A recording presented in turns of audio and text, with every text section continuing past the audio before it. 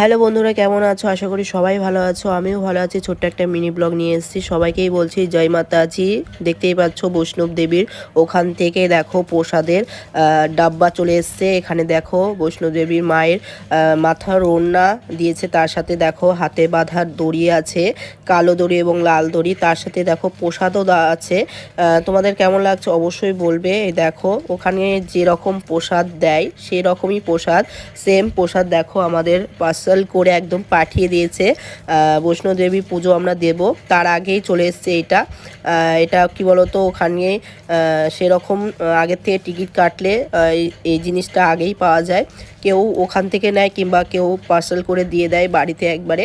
আর আমাদের বাড়িতেই চলে এসছে। তার সাথে দেখো এখানে কয়েল আছে, অনেকগুলো কয়েল দিয়েছে, মনে করো আছে সবাইকে দেওয়ার জন্য। তার সাথে পতাকারও আছে। কেমন লেগেছে অবশ্যই বলবে। ছোট্ট একটা মিনি ব্লগ এখানে শেষ করছি। বাই।